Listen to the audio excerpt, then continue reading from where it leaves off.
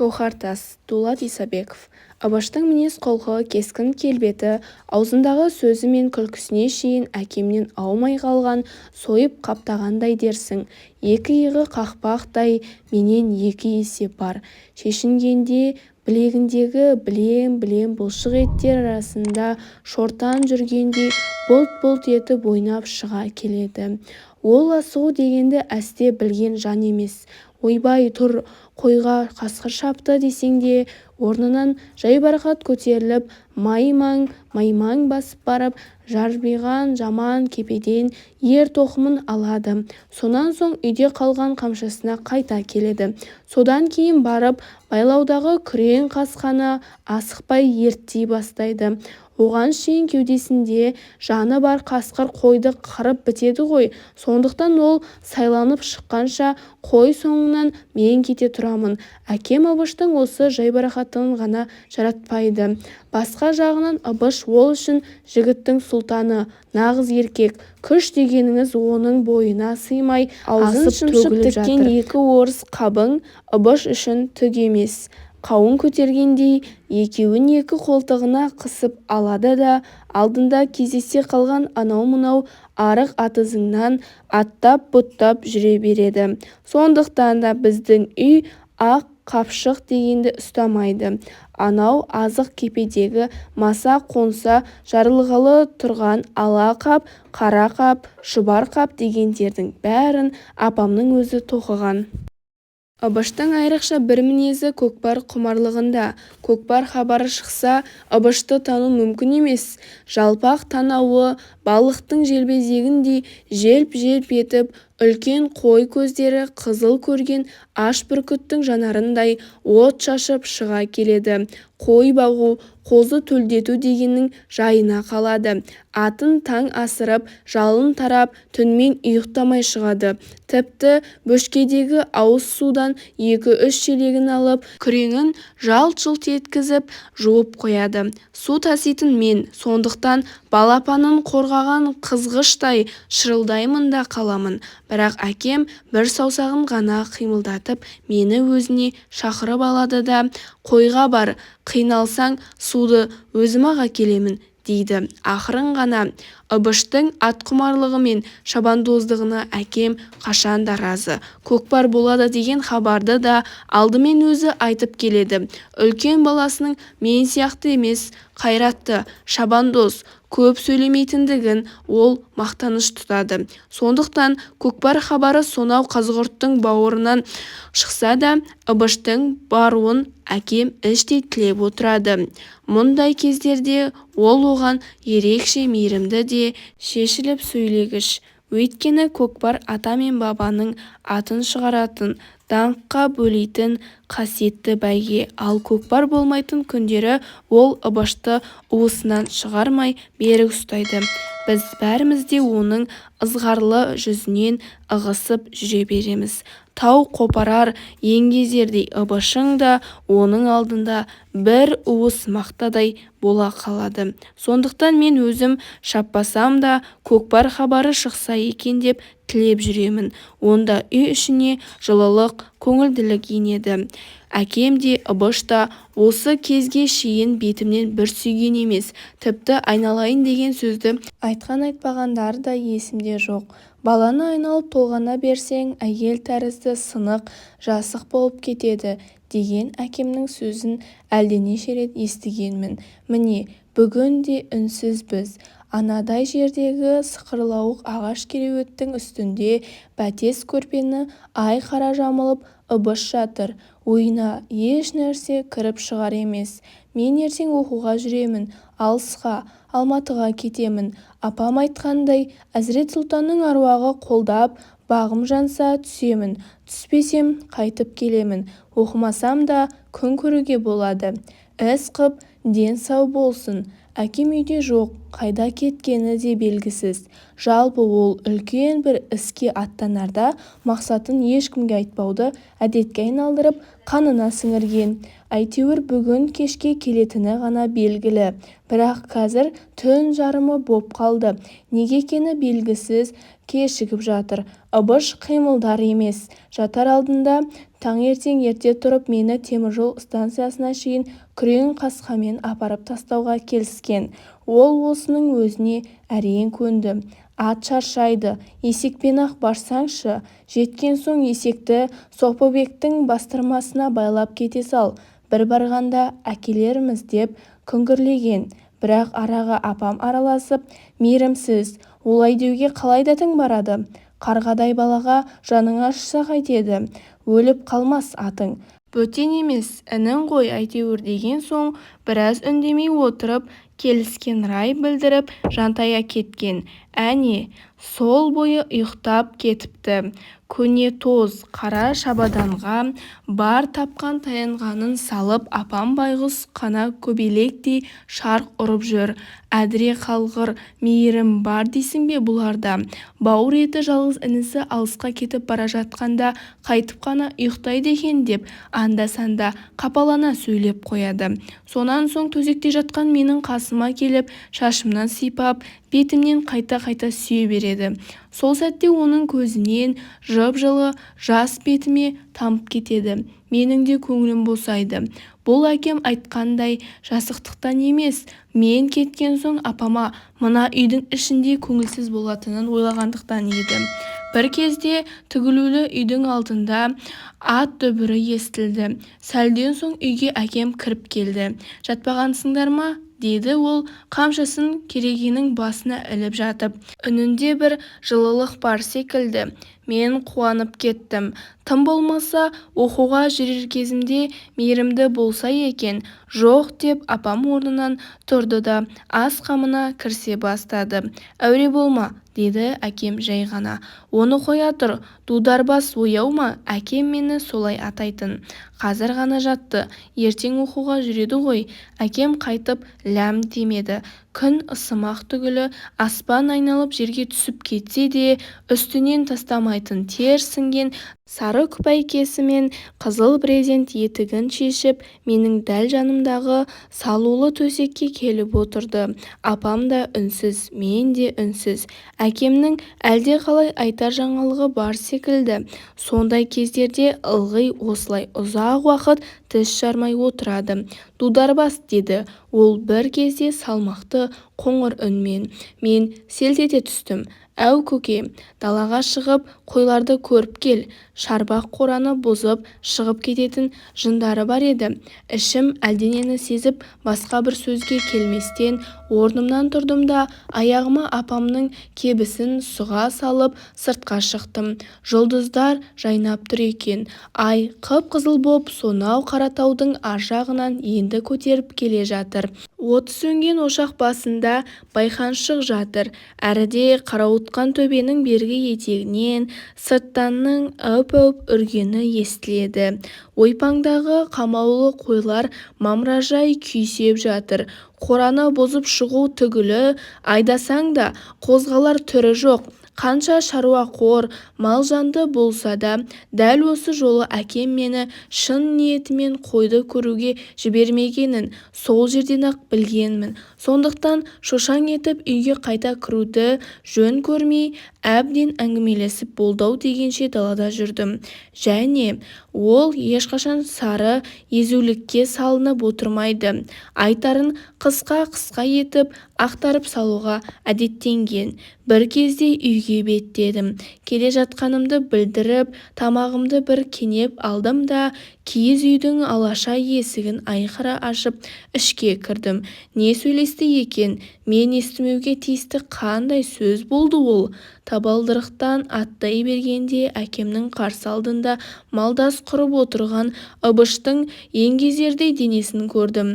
Оның ұйқысы әлі жөнді ашылмаса керек. Ішке кірген маған бұрылып қарағанда қабағы ісініп, көз еттері білемденіп тұр екен.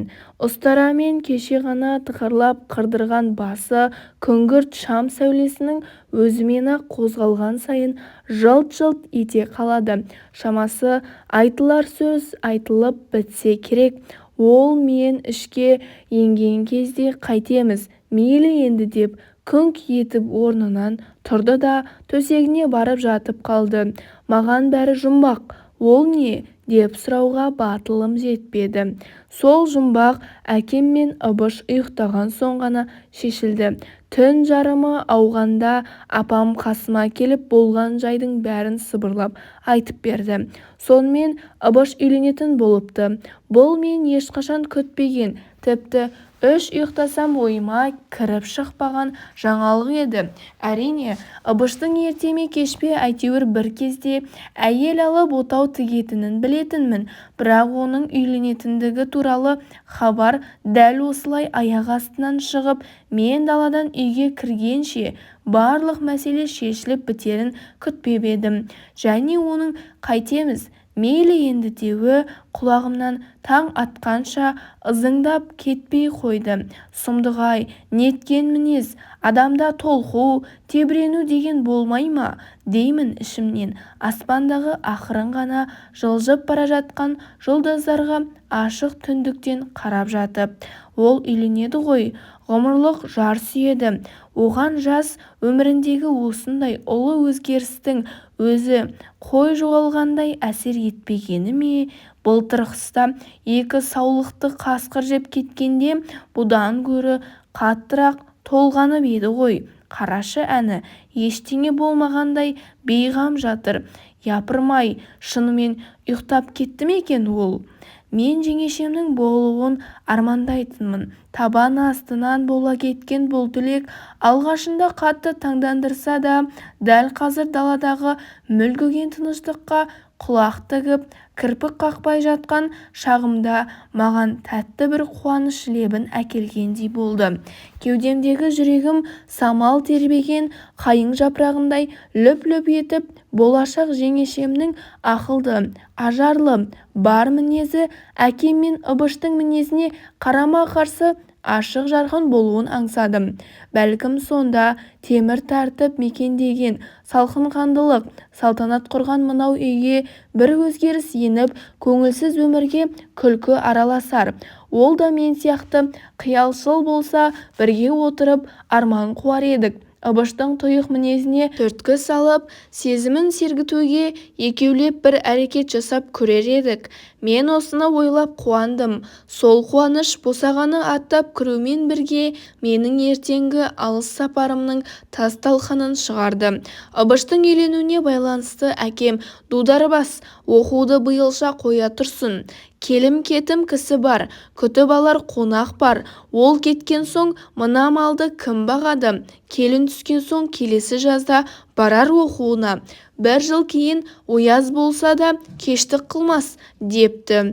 Мен әкемнің бұл шешіміне қарсы бола қойған жоқпын. Абыр-сабыр кезеңде айдаладағы жалғыз үй қойшыға адам қолы аса қажет болатынын түсінсем, жаман болсын, жақсы болсын, туған ағамның 3 күннен кейінгі келіншек әкелетінін біле тұра, сол қуанышқа ортақтаспай, өз жөніммен аттанып кете беруім бүйрексіздік болар деп түйдім. Биылша оқуды қоя тұруға келіскенімді естігенде апам қатты қуанды. Оның ойынша биыл мен әлі тым жаспын, келесі жылы буыным қатаяды. Оң қол, сол қолымды анық танимын. Сол кезде алыста жүрген мені уайымдап, апам да қатты қинала бермейтін болады. Ұядағы жұмыртқа пісіп, қарғаның миы қайнайтын жаз айының от шашқан бір күнінде Ыбыш қасына 2 жігітпен тағы бір 2 ақсақалды ертіп Тоғансайға жол тартты. Әдетте әке тәрбиесінен өзгені көрмеген Ыбыш тәрізді жас жігіттерге үйленесің бе деп сауал салғанда, көкей деген құрғырың, ендіше осы күнді сырғая күткен жоқпын ба деп түрткілеп тұрса да, қойыңызшы көке деп ұяла жауап берер еді. Ыбыш мүлде олай еткен жоқ. Мен оқуға бармайтын боп бекіген түні ертеңі әкем ашып айтсаңшы, қыжым кемпірдің қызына үйленуге қарсы емессің бе дегенде, тоңазыған сүр етпен майлы айранды соғып отырып, жоға, оның жаманшылығын көрген кім бар? Жақсы қыз дейді ғой деп шімірікпей қойып қалып, қойына жүгіріп кеткен. Жолға шығатын күні де қой соңынан кетті. Түс кезінде мен барып, үйге бар, көкем шақырып жатыр, кісілер де жиналып қалды. Тез киін, қазір жүресіңдер дегенімде құлқайыр шартақтың астынан басын көтеріп маған танымай тұрғандай ажырайып бір қарады да ертең емес пе еді деді. Жоқ, бүгін. Мен ертең деп жүрсем деп шартақ астынан еңкейіп шықты да қолымдағы қабақты алып салқын шалаптан қылқылдатып жұтты. Ыдысты ортасына шейін еңсеріп барып өзіме қайтарып берді. Сонан соң шылбыры шұбатылып жайылып жүрген күрең қасқаның ауыздығын салды, тартпасын тартты, сөйтті де атына асықпай отырып, байқа, қойлар шашырап кетпесін, менімен бірге тағы кімдер баратын болыпты, деді.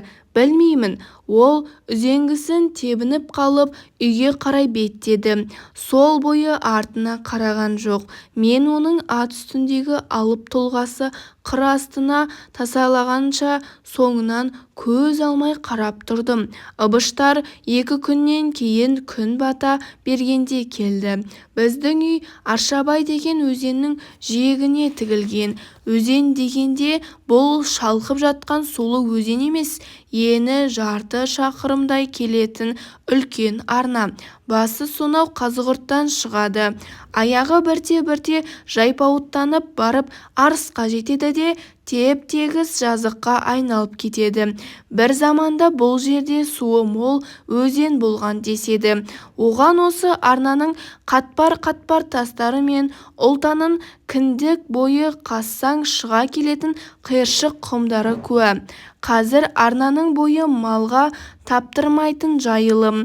Құлқайыр, шағыр, бетеге, кеурек, сасыр дегендерің ұйыса өскен. Арасына кірген мал шүйгін шөпке кенедей жабысып бас көтермей қалады. Арнаның қақ ортасындағы жол арқылы арлы-берлі өткен машиналар мен мал тұяғынан көтерілген шаң құлқайырлардың үстінде үлдіректей қалықтап кешкілік бұл маңайды әсем бір көрініске бөлейді. Ыбыштар дәл осындай сәтте өзеннің сонау түкпірінен көрінді. Тойға жиналған 50 шақты адам үйден үдере шығып өздерінше гу-гу сөйлесіп қыр басынан бақылап тұр. 4-5 жігіт пен 5-6 қыз келіншек бұдан әрі шыдап тұра алмай көңілді күлкіге көміліп келе жатқандарға қарсы жүрді. Мен де апам да солармен бірге кеттік. Апам қуаныштан күліп жүр, жылап жүр, көзінен аққан жасты байқайтын емес. Қара баласынан да келінен де айнала береді. Олар мінген машина бізге әбден жақындады. Бұл орталықтан бізге жиі келіп кино көрсетіп кететін шофер Амангелдінің автоклубы болатын. Әкем ол бір келгенде жалынып жалпайып жүріп әзер көндірген. Машинадан түскенде Ыбышты танымай қалдым. 2 күннің ішінде өзі күрт өзгеріп кеткен секілді ме, қалай? Күнге күйіп май сіңген топырақтай болған қоңырқай жүзіне қан теуіп, қоңқақ мұрны делдие қапты. Басындағы сабан шляпасы мен үстіндегі көк бешпеті сом денесіне жабысып, өзін мүсіндендіре түскен. Ол ешқайсымызға сәлем берген жоқ, ешқайсымызға бұрылып та қарамады. Тек апама жеткенде ғана аздап кідіріп бетінен сүйгізді де, одан алыста дөң басында 5-6 шалмен мәслихаттасып тұрған әкеме қарай кетті. Ыбыш деп соңынан ентелей бергенімде ол артына бұрылып та қарамаған бойы қал дегендей күректей алақанын жай бір селтей салды. Не болса да мен осы сәтте оның аршынды адымы мен ұстамды жүзіне, алып тұлғасына, туа қалыптасқан қаталдығы мен әкеме шексіз ұнайтын асқан сабырлығына сүйсінгендей болдым. Той қызығы 3 күнге созылды. Жастар жағы 2 күн бойы сауық құрды. Кең жайлау, кең дала, Аршабай өзенінің көгілдір аспанын жастар әні кеулеп жатыр. Туған дала ерке ұлдарын құшағына ап, солармен бірге қосыла әндетеді. қосыла күледі, қосыла қуанады. Өзіне тартып туған сауықшыл ұл-қыздары күміс нұрға толы айлы түнде ақсүйек ойнады. Топ-топ болып ойпаң мен қыр басында ән салды, домбыра тартты. Енді бірде балғын балалық шаққа бір мезет қайта оралып, жұпар иісті көк шағырдың арасында жасырынбақ ойнады. Әзілқой сылқым жеңгелер гүл атқан құлқайыр түбінде көрікті. Өнершіл қайнысымен шаршағанша алысты. Кейбір жас бойжеткендердің жігітке деген нәзік сезімі осы айлы түндерде алғаш оянды. Кісілерді күту қамымен жүріп, мен ол сауық сайранның біріне де түгел қатыса алмадым. Күндіз қой соңынан кезек-кезек салып қойған жас балаларға сене бермей мал жаюға кетсем, үйге жеткенде самаурын қою, ботқа тарату, ат байлау дегендерден-ақ қолым тимейді. Үшінші күні түс ауа мал соңында жүргенде бір бала ентігіп жетіп келді. Қайыркен көке, мен осында қалам, сізді тез жетсін деп жатыр, келіншектің бетін ашасыз деді. Міне саған, тапқан екен бет ашатын кісіні. Япырау, анау сайдың тасындай сақырлап жүрген жігіттердің арасынан біреуі табылмағаны ма сонда? Туған қайнысына бет аштыру ерсі емес пе? Үйге жеткенде жұрт арнайы салған ши бастырманы астында гу-гу сөйлесіп отыр екен. Шынында жайшылықта ауыз жаппайтын кейбір жігіттер жеме-жемге келгенде сөз таба алмай ортаға сүйресе де шықпай отырса керек. Ай, үнің өшпейтін теміржақ едің, қане көрсетші сол өнеріңді деп қояды әйелдер. Жағы 2 күн бойы жеңгелерге қырғидай тиіп жүрген ұзын бойлы бұйрабас жігітке қарап, ол болса, ту, өстіп ескілікке салынудың керегі қанша? Комсомольская свадьба жасау керек еді ғой, деп тыржиып қояды. Немене қыл дейді? Ей, мына сорайған неме, деп отырған кемпірлердің бірі оның сөзін жақтырмай қалды. Сонда той қызығын сендер көресіңдер, мына біз немене көреміз? Ескілік деуің түге, бет ашқанның несі ескілік? Ол халықтың жоралғысы. Ана Қайыркеннің тойында ақ жасарсыңдар, комсомол свадьбасын. Свадьбан ма? Немене еді әлгі? Әптің құрғырдың свадьбашылығын әліне қарамай, одан да 2 сөздің басын құрастыра алмаймыз десеңдерші. Жайшылықта ауыз жаппас, той дегенде бірін таппас деген. Ай Қайыркен, кел айналайын. Мыналардан күн шыққалы түк шығатын емес. Туған қайнысы болса қайтеді дейсің? Газетке өлеңнің шығып жүруші еді ғой. Селтеңдеп күлуден басқаны білмейтін мына өңшең ынжық немелердің аузына құм құйып кетші. Әй қара келін, үйден жіңішке оқтауды алып шық, деп ол орнынан тұрып келіп, қолындағы ақ шаршысын маған ұстатты. Мен не істерімді білмей аңырып қалдым. Соншалықты сеніммен бастырмалатып келіп, қолыма ақ шашысын ұстатқан соң бас тартуға мұршам болмай қалды. Ана жастар жағы болса, ұялма, қысылма, давай деп отқа май құйып жатыр. Бет ашуға да үлкен қабілет керек. Тіліп түсетін өткір сөзді аяқ астынан тауып, осы отырғандардың бір кемшілігін уатты сынға алу керек. Ол арғы тиетін жалаң сын емес, жұрт күлетін әзілмен астасып жатқан сын болуы керек. Осы сын садағынан кісілердің үлкен-кішісі ақ сақалы мен қара сақалы жаппай іліге береді.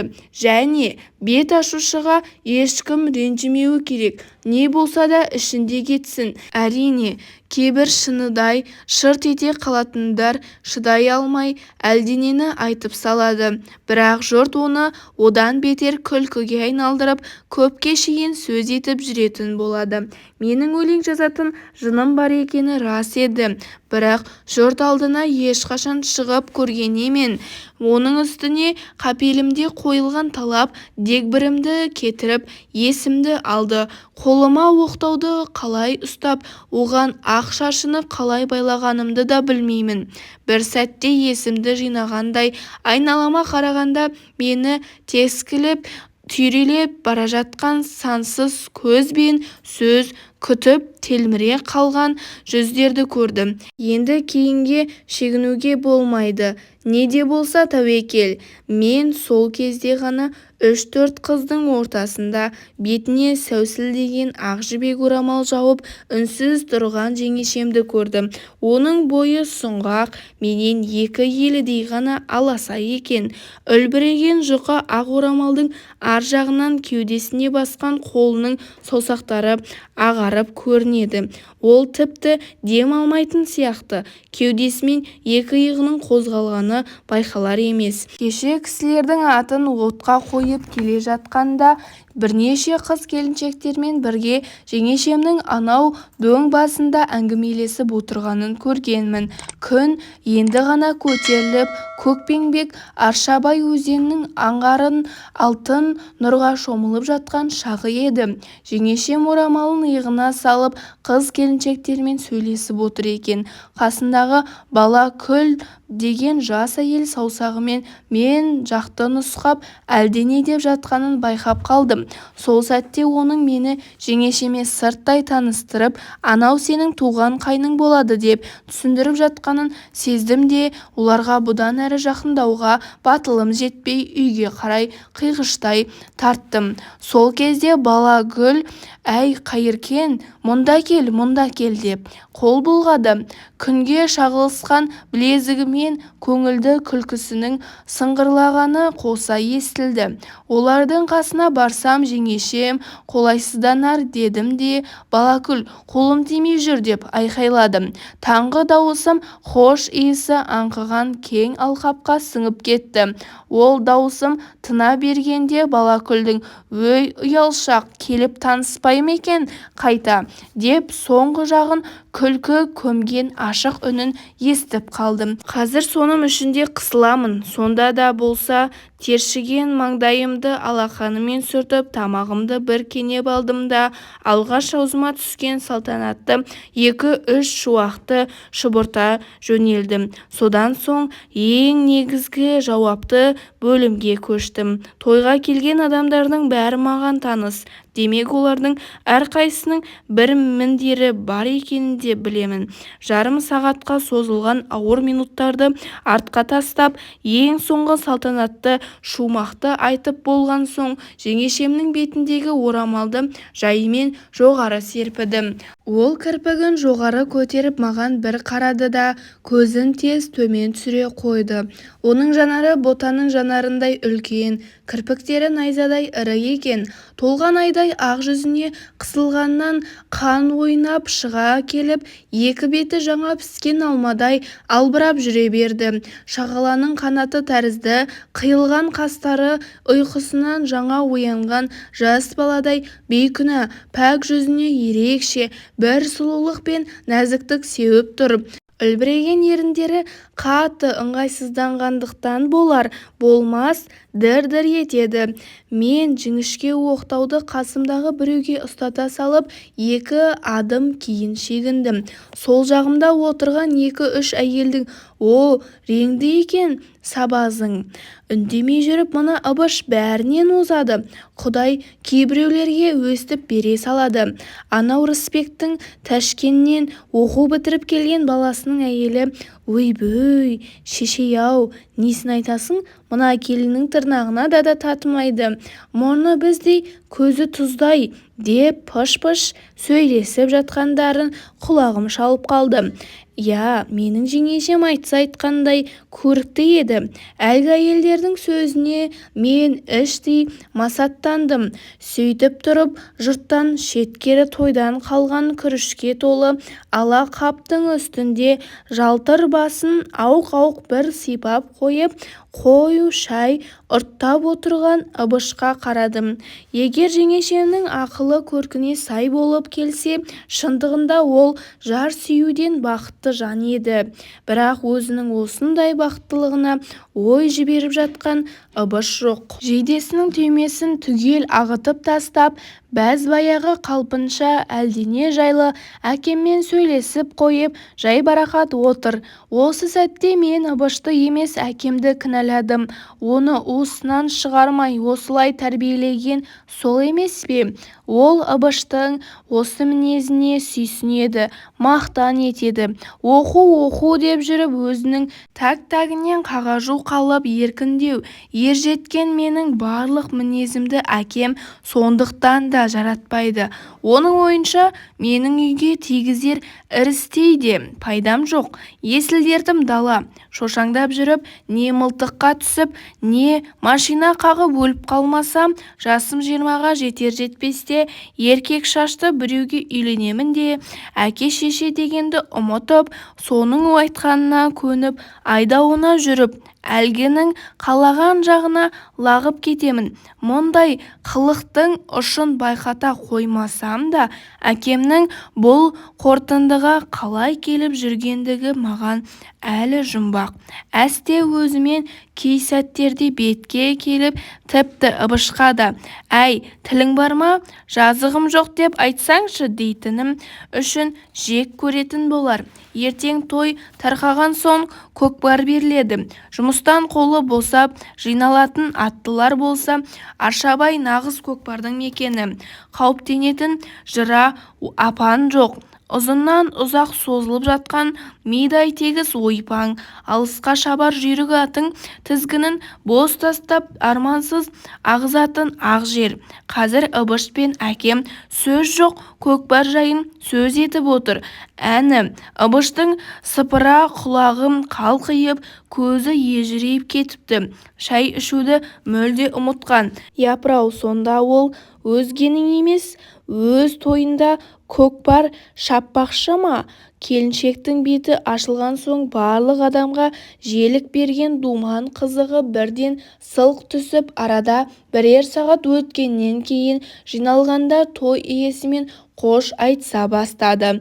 Кешке қарай ертеңгі көкпарға қалған жұмысы жоқ шалдар жағы болмаса, қыз-келіншек, бала-шаға, жігіт-желең, кемпір-кешектердің бәрі бірі атқа, бірі есекке мінгесіп, енді бір тобы Амангелдінің автоклубына сыйғанша отырып, ырду-дырду, у-шумен үйді-үйіне тарасты. Той да өтті. Ыбыштың есін алған көкпар да өтті. Аршабай алқабындағы біздің үй тағы да жалғыз қалып, ың-шырсыз бір қалыпты өміріне қайта кірісті. 2-3 күнге созылған той думанына әбден үйреніп-ақ қалған екенмін. Көпке шейін жаным құлазып, айдалада жалғыз өзім қалғандай, кеудемнен белгісіз бір көңілсіздік кетпей қойды. Сондықтан құдық басы мен үй ішінің қора-қопсының тағы жанымды жабырқата түсетін сүреңсіз тіршілікті өзгелерге тастап далаға, қой соңына кетіп жүрдім. Қара тұмсықтың арғы бауырына түсіп малды отқа шабамын да, бір ауық Аршабайдың көз жетпес көк аспанын көз алмай шалқалап бір жатамын. Осы шақ қандай тамаша, шіркін! Төңіректе қойлардың бытыр-бытыр жайылып жүргеніне өзге бір дыбыс естілмейді. Көз ұшында қан маңдайының үстінде ноқаттай болып бозторғай қалықтай ән салып жүреді. Жер иісі, жусан иісі, қурай мен құлқайыр иісі кеудеңді кернеп, жан сарайыңа жаңа сезім, жаңа қуаныш толтырады. 62 тамырың түгел матап, еліктіріп әкетеді. Бойыңдағы енжарлық пен көңілсіздік кенет ғайып болып, күллі денең ду-ду ете түседі де, жүрегіңді белгісіз бір қуаныш билей жөнеледі. Сол кезде мен әндетемін. Әлгі көкірегімдегі шаттық сыртқа шығар саңылау іздеп Ішкі дүниеңді мың саусағымен түрткілеп жатады. Әнге мейірім қанбайды. Сонан соң өлең жазамын. Осы кезге шейін қанша дәптер толтырдым мен, бірақ бірі маған ұнаған емес.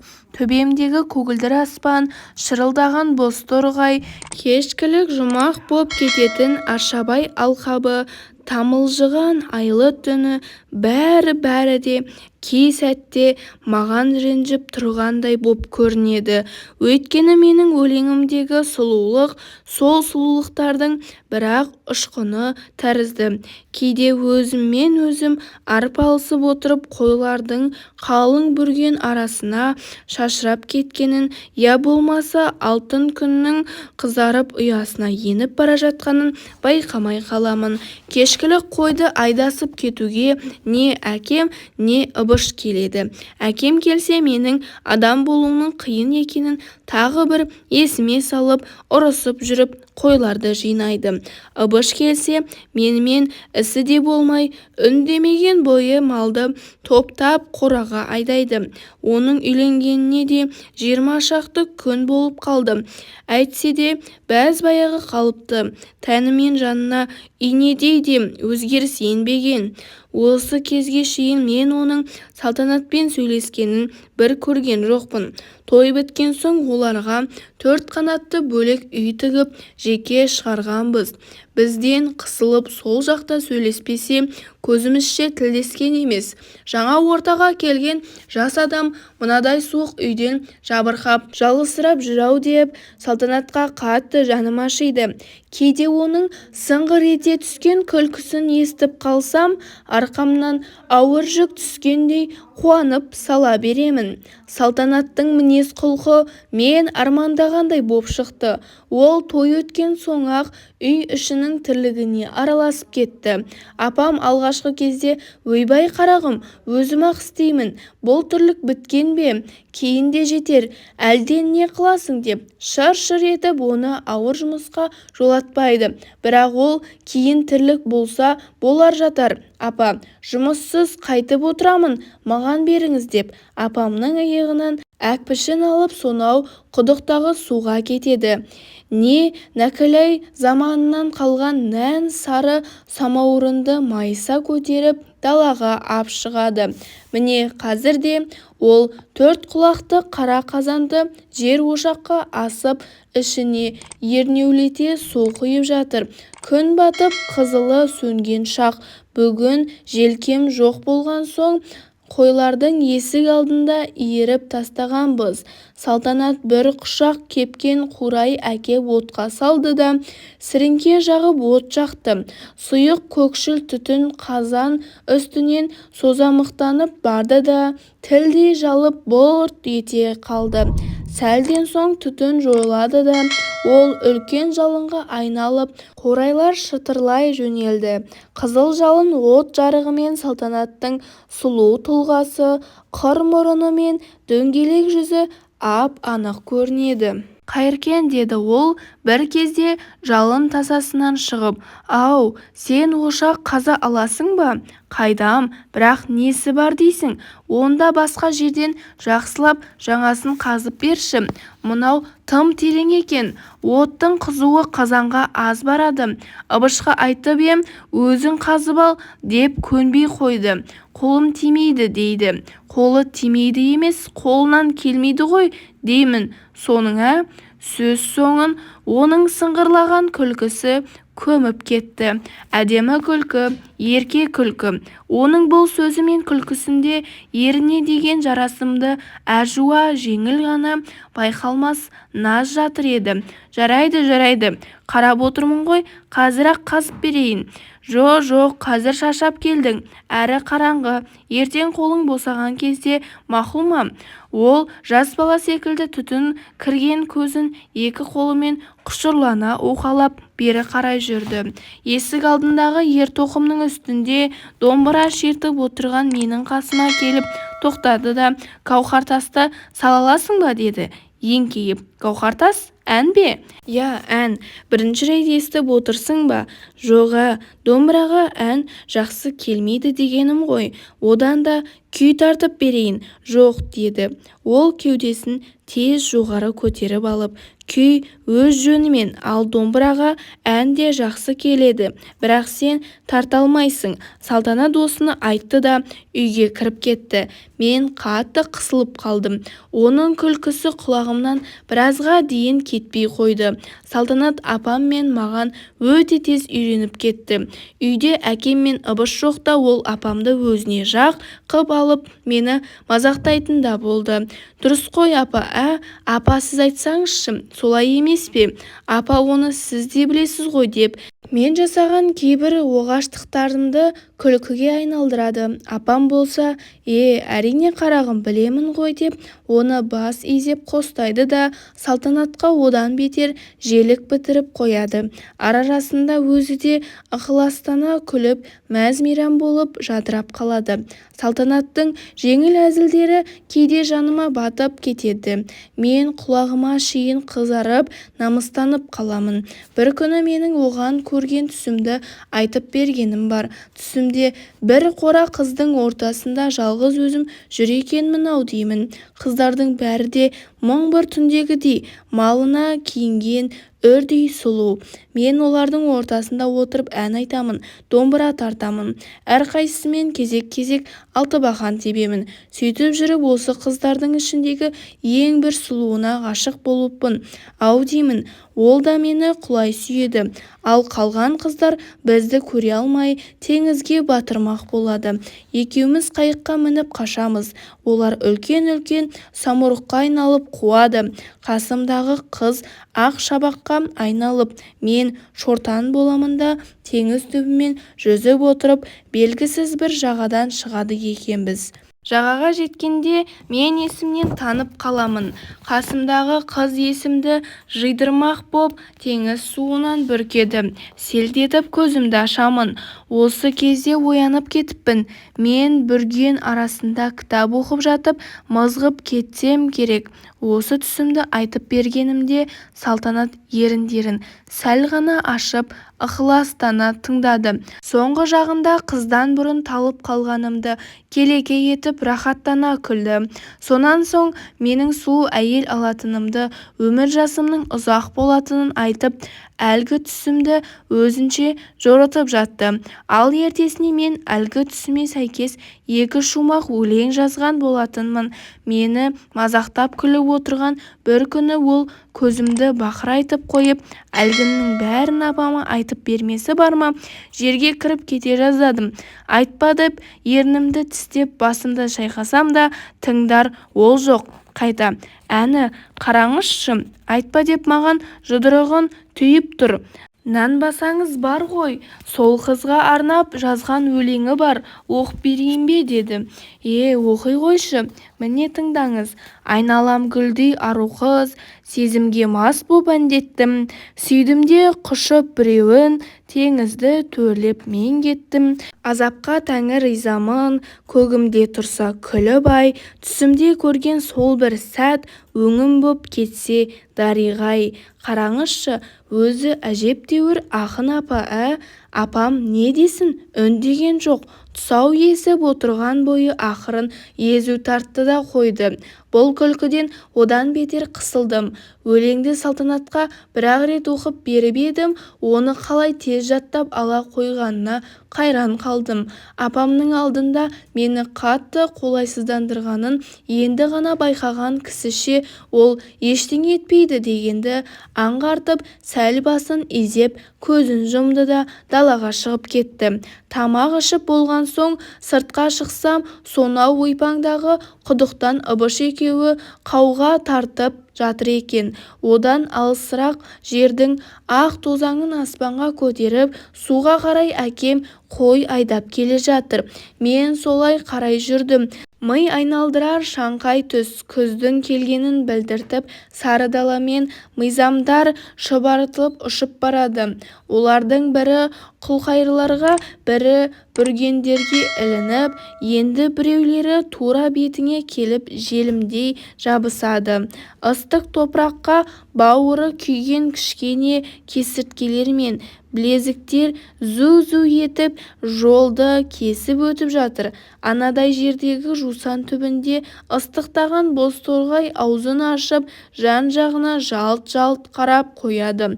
Келе жатқан жүргіншіден қауіптеніп кішкене қанатын қомдап ұшуға әзір отыр. Мен құдық басына жеткенімде Ыбыш, неге келдің? Деді, бетінің терін жеңімен бір тартып. Негесі қалай? Жәрдем бермеймін бе? Өзің түйе жетектеп қауғаны салтанатқа тартқызып қойғаның қалай? Ыбыш салтанат жаққа жай бір қарады да қолын сілтей салды. Қауға тартқаннан өледі дейсің бе? Тартсын. Бұрынғының әйелдері қауға тартқан, былай тұрсын, 40 құлаш құдықта қазған. Осымен біздің әңгімеміздің жарты бөлігі аяқталды. Видеоны аса лайк басып, комментарийға өз ой-пікіріңізді жаза кетіңіз және де каналға тіркелуді ұмытпаңыз. Ары қарай жалғасы бар.